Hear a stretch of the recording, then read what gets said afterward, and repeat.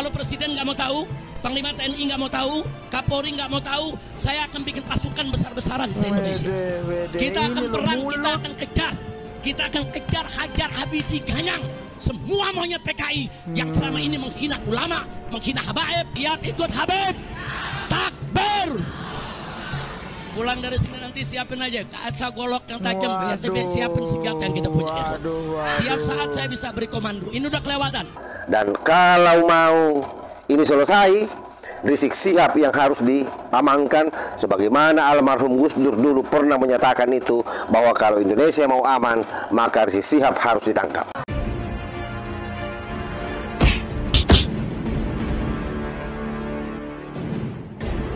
Inilah yang selama ini saya takutkan, ternyata benar-benar terjadi ya. Ceramah Rizik Syihab di Pemalang akhirnya memakan korban. Kita tahu bahwa 1-2 hari ini sangat viral, di mana terjadi bentrok antara pendukung Rizik Syihab yaitu FPI dengan PWI Laskar Sabilillah. Dan tentu hal ini terjadi karena tidak adanya tindakan preventif yang dilakukan oleh pihak kepolisian. Karena seharusnya tak kala acara di sana mau digelar dan ada masyarakat yang protes agar Rizik Syihab tidak datang, polisi harus mengeluarkan rekomendasi atau surat untuk tidak meneruskan acara tersebut. Nah, rupa-rupanya hal tersebut tidak terjadi, sahabat. Akhirnya apa? Bentroklah mereka. Apalagi kita tahu bahwa Rizik Syihab ini kalau lagi ceramah itu sangat berbahaya. Ada 3 hal yang sangat bermasalah. Pertama, acap kali Rizik Syihab ini mengancam NKRI dengan ceramah-ceramah NKRI bersyariahnya. Ini loh ya.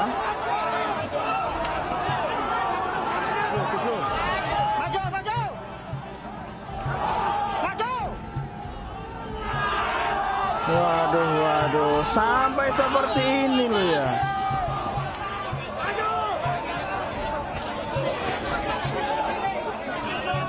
Wede.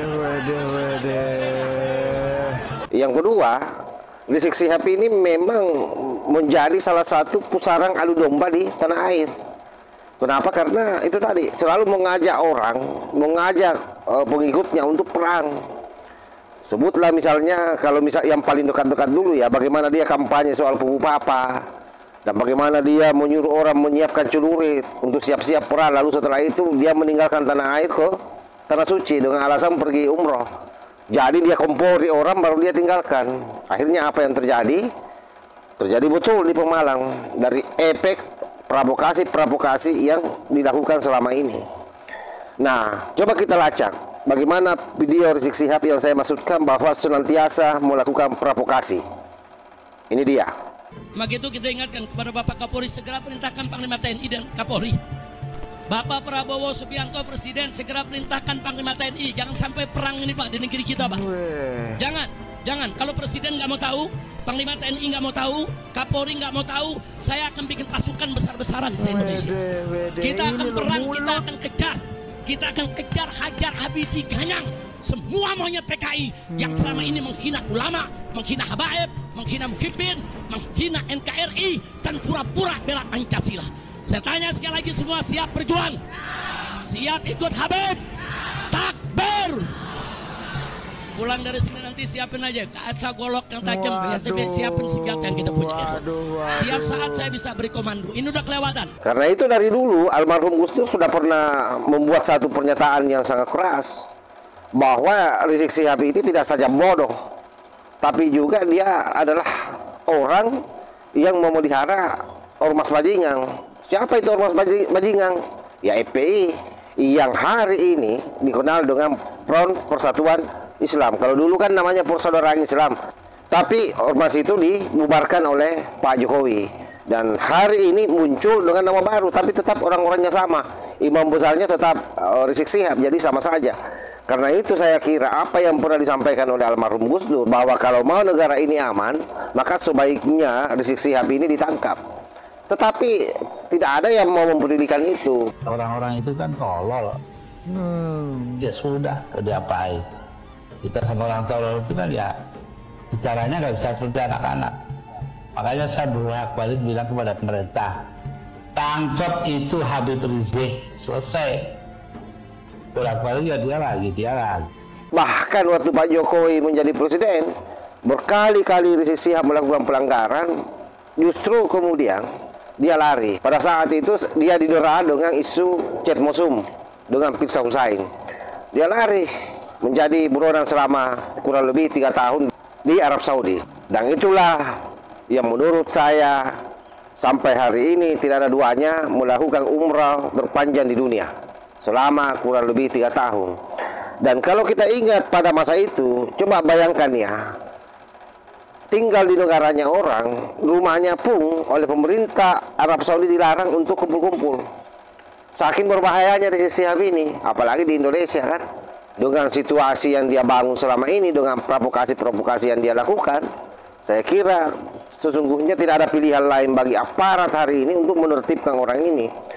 Pak Prabowo pun kita berharap harus tegas melihat situasi ini. Karena yang terjadi di Pemalang ini, itu bukan sesuatu yang terjadi tiba-tiba. Sebagaimana video yang saya tayangkan tadi itu, bagaimana Rizik Syihab memprovokasi umatnya, memprovokasi pengikutnya untuk perang. Nah, kalau ini dibiarkan, sangat berbahaya untuk generasi kita ke depan. Kita tidak pernah menginginkan Indonesia ini terjadi perang saudara, karena kalau ini berulang terus, maka sangat berbahaya bagi persatuan dan kesatuan kita, sangat berbahaya bagi kebinekaan kita. Apalagi kita sudah tahu betul bahwa yang namanya Rizik Syihab ini salah satu agenda.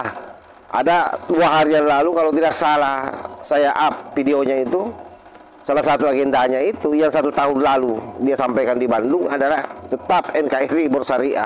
Jadi orang ini tak lelah memperjuangkan itu. Hanya saja karena hari ini pemerintahan Pak Prabowo mungkin dia ketakut untuk langsung bersinggungan dengan pemerintah.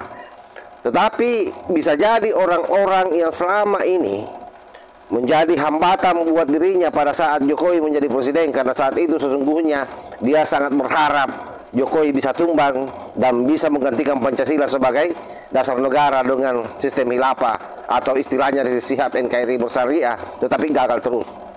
Nah, tentu hari ini dia mengendap-mengendap nih, cari ruang, cari kambing hitam dulu.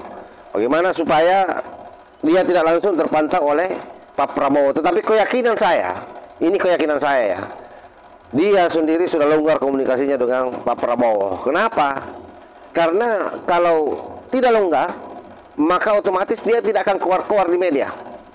Dia pasti akan menyampaikan langsung. Kan apa susahnya disampaikan langsung? Apakah lewat Daskoka atau lewat Habibur Rahman, yang kita tahu juga dulu bahwa sebelum Pak Prabowo dilantik itu sempat kedua orang ini ke kediaman Rizik Syihab untuk ketemu dengan Rizik Syihab, silaturahim katanya. Nah, pasca itu sudah tidak ada lagi informasi terkait dengan pertemuan-pertemuan selanjutnya. Nah, boleh jadi memang sudah longgar, sehingga dia sengaja bicara di media, mengungkapkan pesan-pesan peran terhadap ormas lain, karena dia tidak punya kemampuan lagi atau tidak ada akses untuk bisa berhubungan dengan Pak Prabowo. Ini harus diantisipasi. Oleh karenanya, kasus di Pemalang itu betul-betul polisi harus berhati-hati. Jangan sampai kemudian menganggap bahwa yang terjadi di sana itu karena kesalahan Laskar PWI. Itu hanya bias kalau saya melihat situasi yang ada. Tapi lebih pada bagaimana provokasi Rizik Syihab selama ini, dan bahkan pasca bentrok pun Rizik Syihab kembali melakukan provokasi seolah-olah menekan pihak kepolisian untuk segera bertindak menangkap seluruh laskar-laskar PWI ini. Padahal belum tentu Laskar PWI yang mulai duluan. Bisa jadi pemicunya itu dari laskar-laskar yang dipimpin oleh Rizik Syihab. Apalagi kalau sudah mendengar ceramahnya Rizik Syihab, itu memang kalau kaum dobol pasti akan terbakar semangatnya, sehingga mungkin dia mulai melakukan pelemparan, akhirnya ditanggapi. Nah, situasi itu yang mesti dikelirkan oleh pihak kepolisian, khususnya yang ada di Pemalang, sebelum hal ini semakin melebar kemana-mana. Dan kalau mau ini selesai, Rizik Syihab yang harus diamankan, sebagaimana almarhum Gus Dur dulu pernah menyatakan itu, bahwa kalau Indonesia mau aman, maka Rizik Syihab harus ditangkap. Wallahul muwaffiq ila aqwamit thariq. Wassalamualaikum warahmatullahi wabarakatuh.